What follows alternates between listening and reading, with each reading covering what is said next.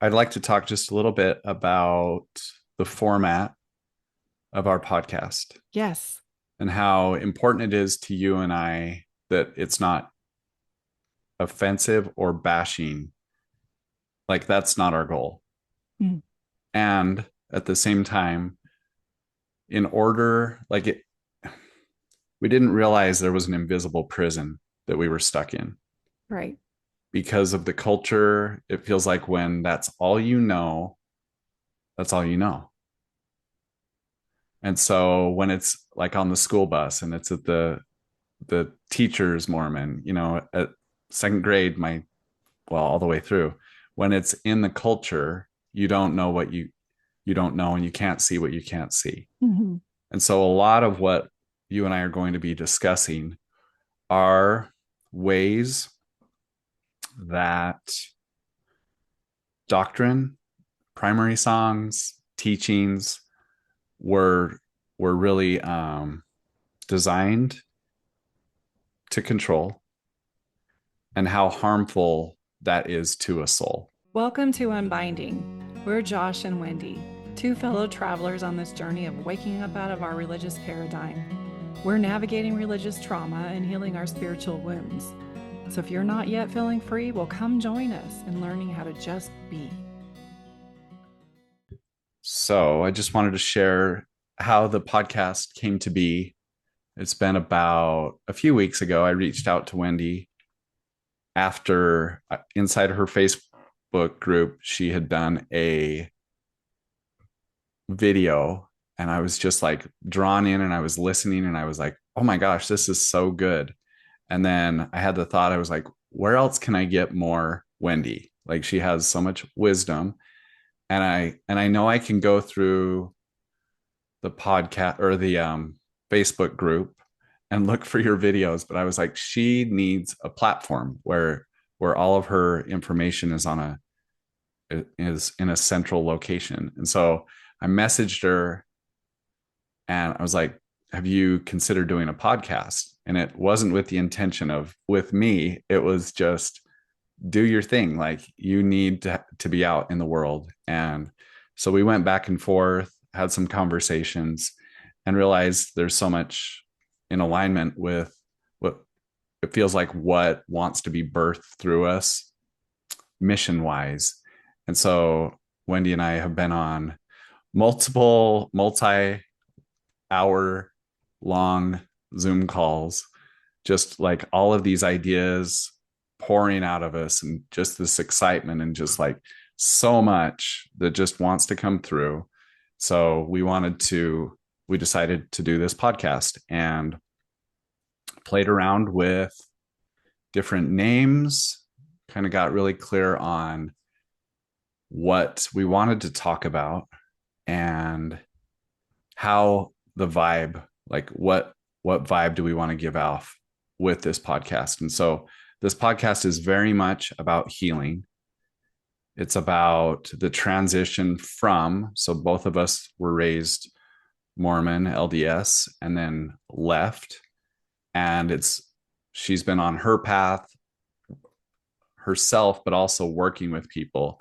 I've been on my path. And so for her and I to get together and really talk about just the ways that have worked and ways that there's still struggles, and the people, what are they dealing with, and what's been beneficial.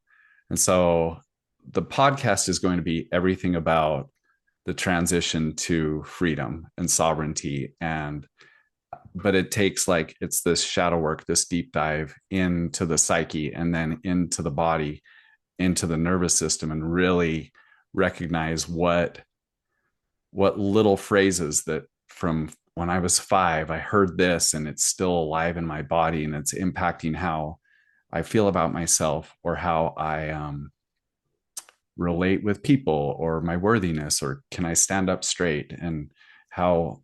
So we're going to deep dive into all of that, but it's really a focus on healing. So Wendy and I were just chatting a bit about the dragonfly, and I wanted to have her tell her story of what it means to her, what it represents, and maybe how it found you, even if you want to just whatever feels good to just allow it to come out. I love this. First of all, I love what we're doing. This is exciting. We actually pressed record. We have so much that we want to talk about and so much healing that's happening for us as we're going about doing this. And one of the books that has really benefited me since leaving, in fact, I'm going to show it here because it is in the most ridiculous form. It's falling apart. This is an Wow. old copy. I have all all my bookmarks and it's just got all the highlights. It looks a lot like my scriptures did right before I left the church because I was diving deep into trying to understand myself. And in the gene keys, there is a hologenic profile, and it's 11 keys that are connected to you according to your birth, time, and place. And gene key 55 is in my hologenic profile. And when I read it, there's something that sparked in me. There's two paragraphs in there. Richard Rudd, the author, talks about the emergence of the dragonfly. And when I read it, my whole body lit up inside of me. And that's what I love about what we're doing here, Josh, is about talking about how we feel it in the body. Like if I try to have goosebumps, they don't come. It's just they happen involuntarily when my body is resonating with some level of connection and aligned with what's being said or what I'm hearing. And so that's what happened with when I was reading these two paragraphs about the dragonfly. And then I started nerding out and I started studying the dragonfly and all these parallels were starting to come up for me. And so what I've done is kind of align those parallels in the story of the dragonfly. And I've been on stages with ex-Jehovah's Witness groups. That's and then also I've spoken at a couple XLDS conferences on this dragonfly. And so I wanted to share it and have it recorded in a way that would be beneficial for what our goal is here with this podcast. So this dragonfly idea, um, I've studied dragonflies and I go watch them and Mm. I understand what they look like when they're in their little nymph stage. They look like this unassuming brown bug. Like if you saw it in the water, you probably wouldn't recognize it as a potential dragonfly because they look like just such a simple standard brown bug. But what happens is the male will insert into the female while they're flying. So the male and female in midair, they will have this copulation, and once she has the eggs prepared, he will hold her above the water while she dips her tail into the water and drops a clutch of eggs, and each clutch of eggs could have up to 100 potential dragon nymphs in it, but a very little percentage of those eggs will actually hatch in the water, depending on if there's enough food, the conditions, the environment, if it's cold, if they get eaten by another fish or whatever happens. But a very small percentage of that clutch will actually be born as a nymph. And the nymph is very tiny, but it grows by shedding its skin, probably up between 6 and 14 times before it actually becomes a dragonfly. Mm. So it's used to the shedding of Mm. its old body and getting its new body. And it's darting around in the water. And there's something very potent about the idea of the resistance of the water. While they're in the water, they're darting and skimming and they're eating plankton and little tiny fish eggs. And that's kind of their food. And I tell this story. I don't know that this is a true law of the dragon nymph, but this is how I tell it. And that is there's a warning to all dragon nymphs. Don't go above the surface of the water. For if you do, you shall surely die. And I kind of resonate that with something that we hear in the temple. And if you were a temple going LDS member, you will understand where I get that from. But so they don't want you to go to above the surface of the water because I never see the other dragonflies. Once you go above the surface of the water, they never come back into the environment of the water. So I can imagine that's the end of them. Um, but there's something that happens in a dragonfly. The body that's emerging from them becomes 3 times bigger than their nymph body. And so there's a lot of pressure. And so up until that point, they're not intuitively or primally inclined to go get oxygen. But at this stage, they feel like, oh my gosh, I've got to get oxygen. I've got to get air. I'm so uncomfortable. I don't know what else to do. And so instinctively, they'll go to the edge of the water and they'll start sipping oxygen. Mm. And they teach their body and they'll toggle in between the oxygen and the water. And they can't go during the day because they become prey and to birds or other fish on the surface of the water. So they do it at nighttime where nobody is watching and nobody can see them. And they toggle in between this air and water until their body inside gets so big and the pressure is so intense that they do the forbidden thing and they go above the surface of the water in the light of day. They must climb up into the air and allow the sun to complete the process. And so I saw you smile then. What does that mean to you, Josh? Well, I was just lighting up. Like my whole body was just, it felt like coming alive at the truth of your story. Yeah, for me, I just remember when I started having doubts about the way that I was raised and the religion that I was under, I was looking and searching and looking and searching um, for something that felt deep and true for me. Like things just started to feel shallow and I wanted more. My soul wanted more. And it's like intuitively, I knew there was something more out there. So I started studying and researching other veins and other spiritual practices. And I was really drawn to them. It's like I couldn't even help it because I could feel my soul growing inside. Mm.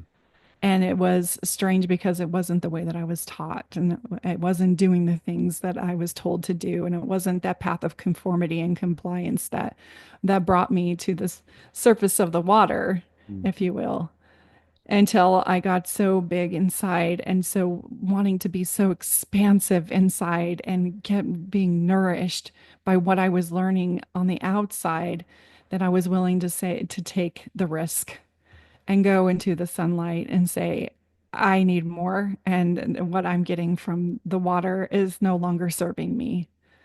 And it is difficult for a member of the church in such a high demand religion, where there is a boundary that it is the only one in true church. That's how I was raised. And it is the covenant pathway, and that if I were to leave it, that I would surely destroy myself. And so it was a big risk for me to come out into the sun and allow what was going to happen with me to happen. And it happens very naturally for a dragonfly as well. What happens is the top of their head just like cracks open as this huge dragonfly body starts to emerge. And what's different about the vision, because the first thing that pops out is their eyes. The first thing different about their vision is while they're in the water, they have a very simple vision. Very, their eyes are not complex. But what's developing inside of that nymph body is a very complex lenses, as a matter of fact. On each side of the dragonfly eyes, there's 30,000 lenses. So 60,000 lenses. And only the place that they connect in the middle can they not see. Otherwise, it's 360-degree vision Mm. all around. And a dragonfly, if its vision is not obstructed, can see over up to 40 miles away. And so, as the most complex vision of any of the other creatures, and so to me, that the equivalent of that is like if we had a basketball on the side of our head. That's what it would be like for a dragonfly. So the first thing that comes out is this complex vision, and to me, what that represents is now I have infinity perspectives Mm. available to me. And now I can view life through any one of those lenses that I choose instead of the one that was given to me in the water. But now it's up to me. And so the rest of my body starts to come out of the dragonfly's body begins to come out and emerge from this exoskeleton of the nymph and it's everything is so tightened. But inside this dragonfly is a hydraulic system that's pretty much built in, and it starts pumping air, and the air starts to the thorax unfolds, and then the air starts pumping through the thorax, and so it will elongate and become this long, thick, sturdy thorax. But then there's little nubs on the back here that as the air begins to pump, each wing starts to pop out and emerge. And the difference between a butterfly and a dragonfly is a butterfly flies tandem. Their wings go like this and flap together. But with a dragonfly, it's more complex. Mm. Each wing operates in individual. Um, I think there's, if you've watched the latest Dune movie, they have like Mhm. dragonfly Yeah. shaped uh or their aircraft is like dragonfly shaped, so they operate independently of each other. And so you can imagine being born in the water and being used to plankton and little fish eggs and whatnot as the food. Now your food source is going to change entirely. So you're instinctively drawn to mosquitoes and little bugs and little gnats, and they can eat certainly up to over 100 mosquitoes a day. And so the food has changed on the outside. Now they have to wait for the seasons and the rhythms of the planet to provide them for feeding times. And so if you've ever seen dragonfly feeding times, they just hover above the grass and they'll just grab and snatch these mosquitoes right up in midair. And so the food to me represents what was available to me while I was in while I was under the water, and now it's an entirely different food above the surface of the water too. What's dangerous for a dragonfly, though, is if they try to go back to the water Mm. because their wings, they're kind of like a gossamer texture. If they were to go to the too long into the surface of the water, they will drown because the water will pull their wings down. So they can't go back into the water because that environment no longer allows them to grow. It will actually cause them to die. And a lot of that seems symbolic to me with the church too. Is that I tried to go back and I tried to do the best that I could to help people see what I see. I know that's part of our conditioning. We'll probably talk about in the podcast about needing to do that missionary work. And I have some good news, and I've got to tell you. And so one of the discouraging things that happens when you deconstruct is that you do want to share and you don't have the language to communicate that with your family members. And when you do, you sound like the crazy one. Mm. And you can imagine you're above the surface of the water. You guys, we're dragonflies. We have wings. Look, I got wings. Look at these. I got wings. And their mosquitoes are awesome. They taste so delicious. And I'm flying everywhere. There's mountains, there's air. Not only are we aquatic creatures, but we are land creatures. We are aerial creatures. There's a whole nother world out here, you guys. Come on. I needed to come with me. But we have to kind of let go of that desire to be accompanied on this soul journey because that dragonfly had some internal preparation that had to happen in order for it to have the capacity to honor the oxygen that would be coming through its body. So if you were to go reach in and pluck out one of those dragon nymphs and put it on a reed and force it into its emergence, it wouldn't be prepared and wouldn't have the constitution to be able to withstand its life in the air. And so part of our evolution is being able to let others voluntarily evolve. And that's my acronym that you probably hear me say a lot through this podcast is it's love. Let others voluntarily evolve. Mm. And it's no longer our responsibility to police or manage other people's evolution. It's just for us to witness and support. And that is just a new experience for people who are coming out of the church when we felt so responsible for everybody else's testimony, especially as a mother or a family member. We just feel so responsible for that. And so now we get to face forward into this new adventure, into this new land with infinite possibilities and infinite perspectives. and we get to take flight. And a lot of people struggle to take that flight because they're so angry at the water, Mm, angry at the life that they lived as a nymph, never really realizing their potential because they were only living under the doctrine that the water gave them. And so we can shake our little dragonfly fists at the water and say, "Damn you, water, look what you've done to me," not realizing that the resistance of the water when we were living in it actually provided us with the structure to be one of the most effective predators in all of Earth's history. We have dragonfly fossils that have dated back to 300 million years that the dragonfly has lived. And its resilience is astonishing. And if there's anything that I now look at my experience being raised in the church, I am so grateful for the things that I learned and for the what I resent, I really realize now is preparing me to have more depth and more resistance, more compassion, and more gratitude for the freedom that I have now that I have wings. And now that I've given myself permission to be the land creature and the aerial creature that I was created to be, um, for me, there's just so much symbolism in it. And so that is my story of the dragonfly. And I'm sure it will just come up in little spurts along the way because I have a hard time not being able to relate almost everything to my dragonfly yeah. experience. Yeah, that's so good. I've heard the story from Richard Rudd in a few podcasts, but not to that depth that you just shared.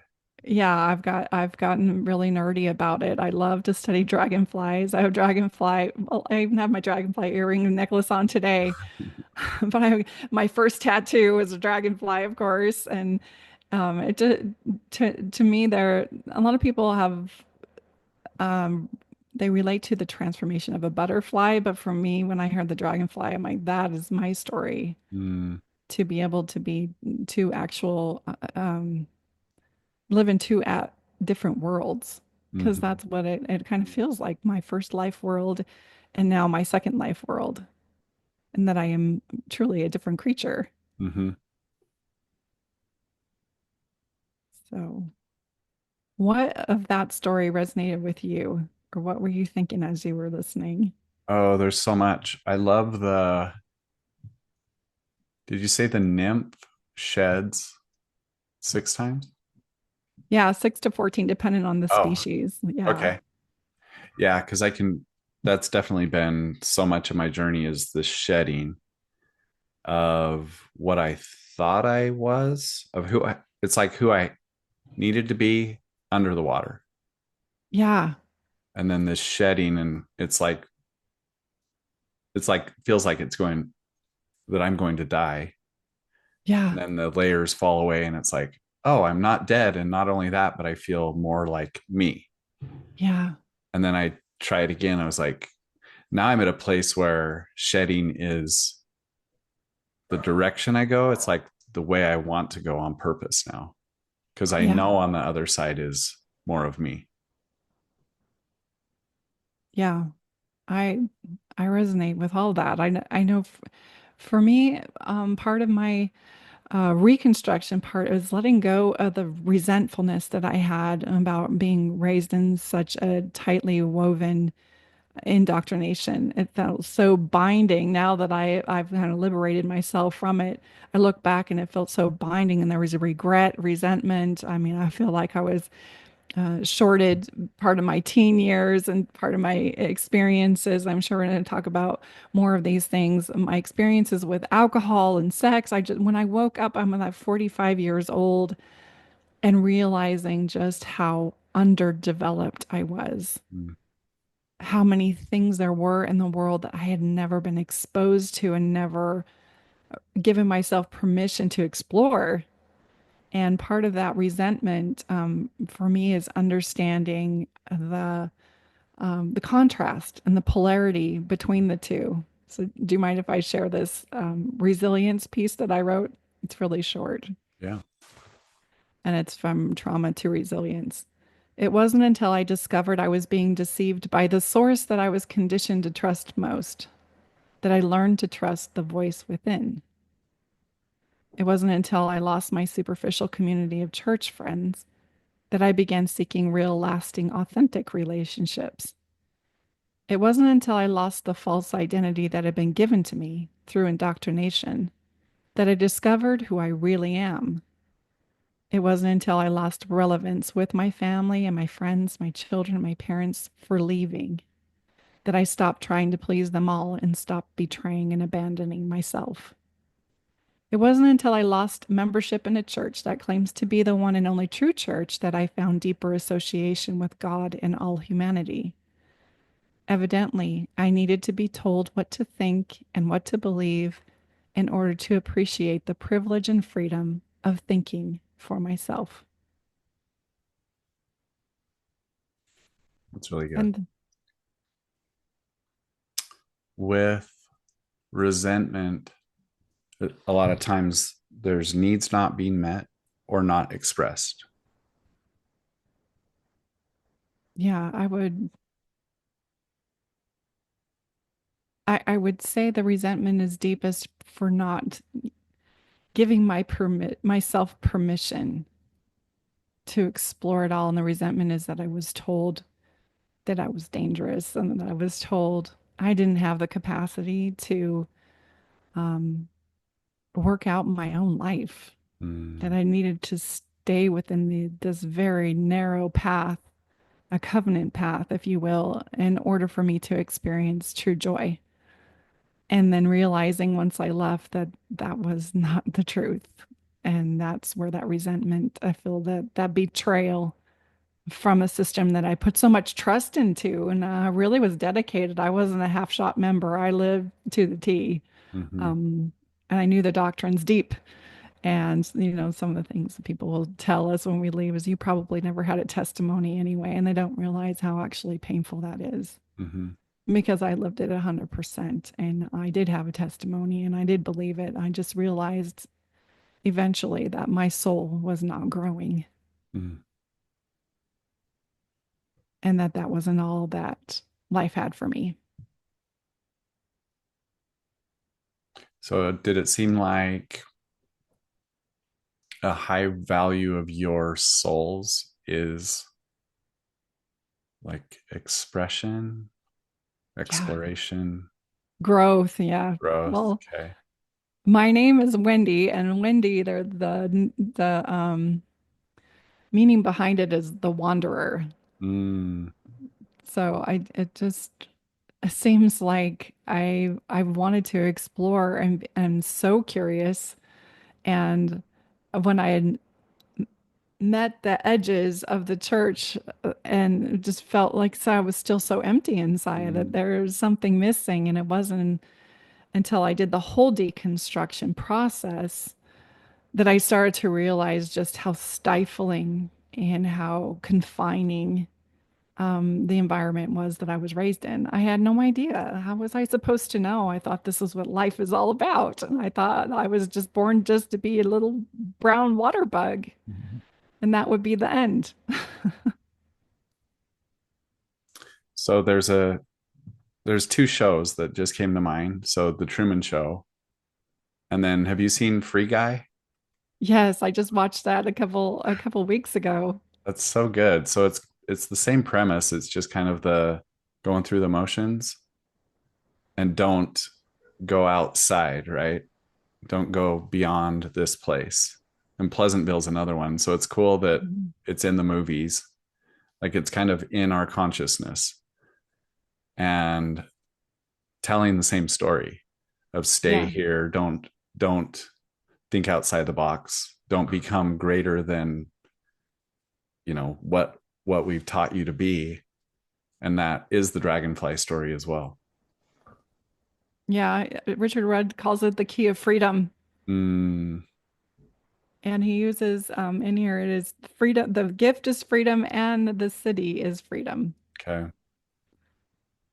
And so that is like setting yourself free. Mm, And And a lot of it has to do, and I'm sure this is going to come up often as we do this podcast, is trusting yourself, being able to trust those intuitive hits and then being able to go into the body. And I imagine as a dragonfly sloughs off their nymph exoskeleton multiple times before they actually have that one transition that turns them into an entirely different creature.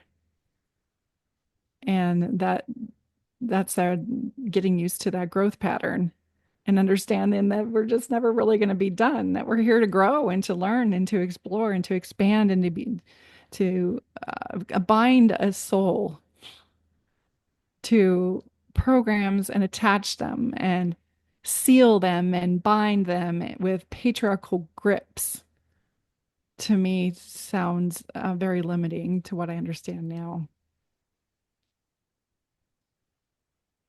So I'd like to talk just a little bit about the format of our podcast Yes. and how important it is to you and I that it's not offensive or bashing. Like, that's not our goal. Mm, And at the same time, in order, like it, we didn't realize there was an invisible prison that we were stuck in right. because of the culture. It feels like when that's all you know, that's all you know. And so when it's like on the school bus and it's at the teacher's Mormon, at second grade, all the way through, when it's in the culture, you don't know what you don't know, and you can't see what you can't see. Hmm. And so a lot of what you and I are going to be discussing are ways that doctrine, primary songs, teachings were really designed to control, and how harmful that is to a soul.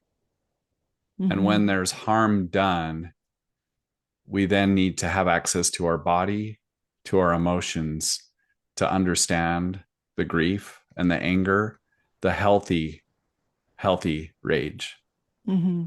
and then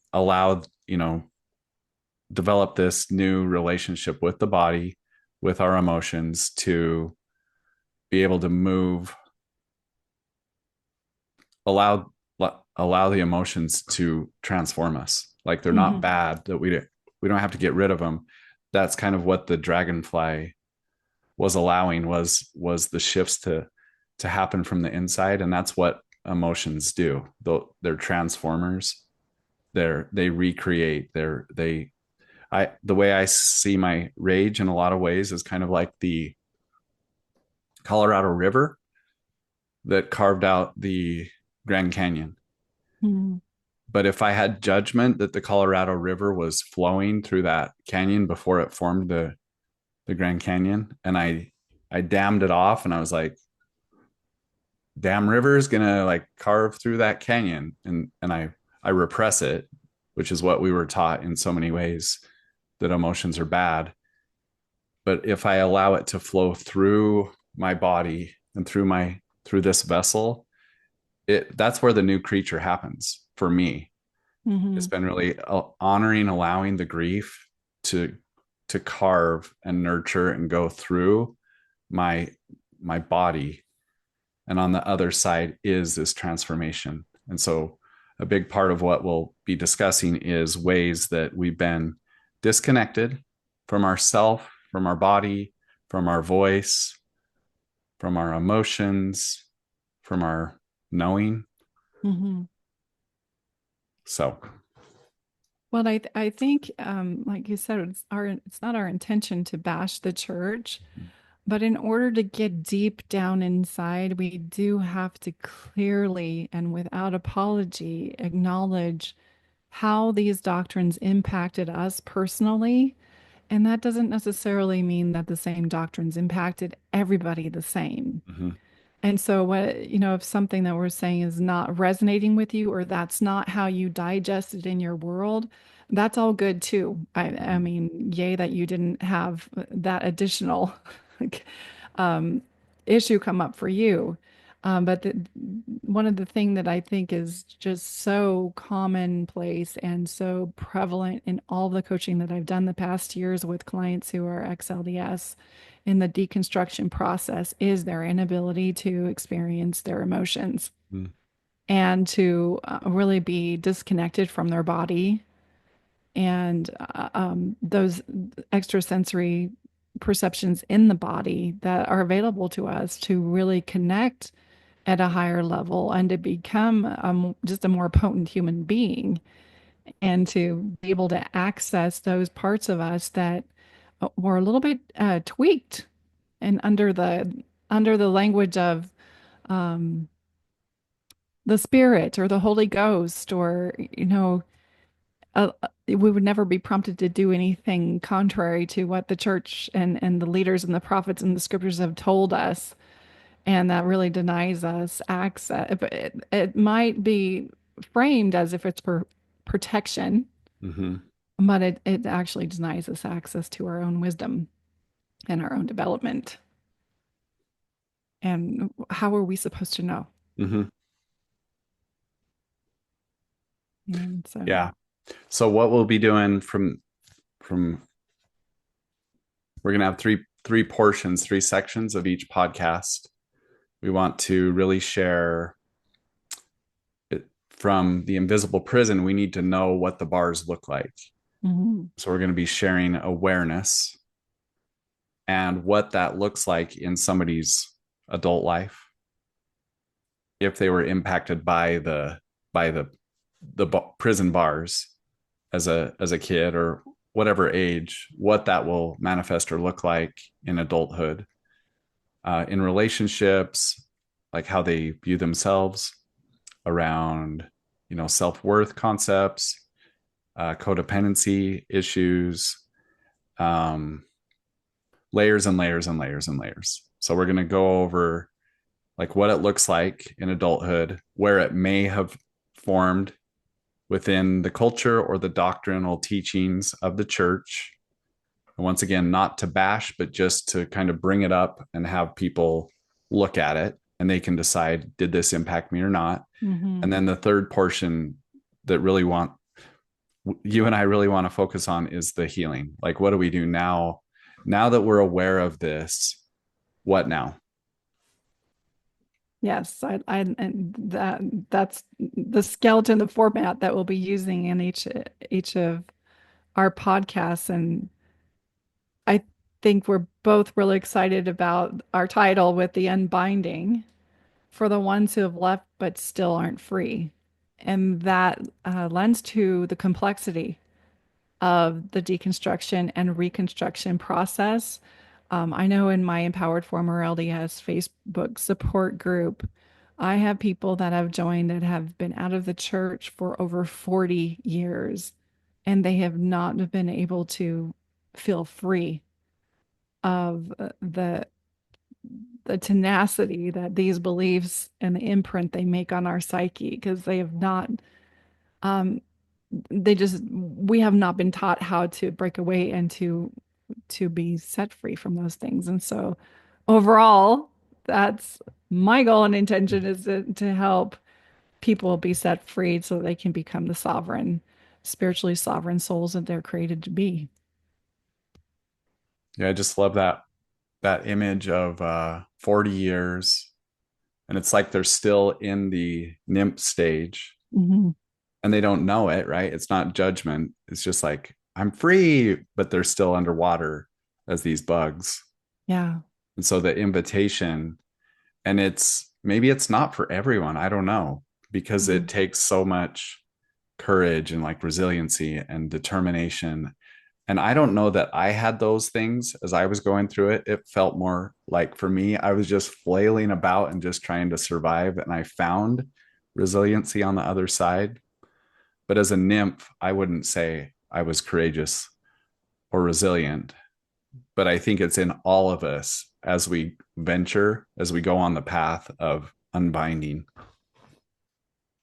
That's a good point. Sometimes it just shocks us awake, doesn't it? With either in some episode that's happening in our life or some unforeseen like we have a child going through things that the church is actually um, making worse, Mm-hmm. if you will, or we're going through something in our own life that feels so incongruent. But yeah, we can be spanked open really fast, or we can have that long. For me, it was a long and heavy experience. My shelf was heavy with a lot of questions and doubts and just challenging until finally it just cracked. Mm-hmm. And I'm like, this is not for me. This is not the direction my soul wants me to go anymore. I have scoured every corner and every room of this doctrine looking for that expansion that my soul begs for, and it's not here. And for others, it is totally different. So I want to honor that not everybody's experience is the same. Very important piece there.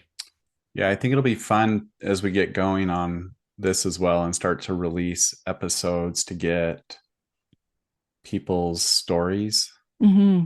Because a lot of what, as I've told people that we're doing this podcast, they'll share a story and it's unique and individual. And it wasn't my story, but I can see where they got like the beliefs that impacted them. And then I'll share mine that's different and nuanced. And it's like, oh my gosh, I can see how that's taken you on this path of. And so it's really, and then it's interesting because I have a few friends that were born or raised in Utah, but not Mormon. And then for them to still have the cultural impact, but on the other side of things and still the harm, that was done in their childhood. And they were like, I wasn't raised Mormon, but the kids wouldn't play with me because of this and this. And so just all of to be able to kind of, I mean, there's so much to cover that you and I get to explore, like how to divide this up and make it palatable and bite-sized. And so I think it'll be really fun just to dive in and get going. Well, I'm excited to do this with Josh. I see your passion about it. I recognize your true intention and your pure heart about um, setting people free, just helping them find their own pathway, a pathway that feels authentic and true to them, not your pathway, not my pathway, but a path that feels really true and authentic to them so they can find that space inside their body and inside their heart that reveals their pathway that feels true and authentic for them. So I'm excited to do this with you. Thank you for being here with Unbinding. If this episode moved something in you, take a moment to honor that. These conversations are an invitation to remember yourself more fully and more freely. If you want to connect more deeply, come join us on our Facebook page called Unbinding. It's a space for reflection, for healing, and for community. And if this episode spoke to you, please share it with someone you care about. Like, subscribe, and drop a comment below with your thoughts. We'd love to hear what's alive for you. Until next time, keep listening inward, keep reclaiming, and keep unbinding.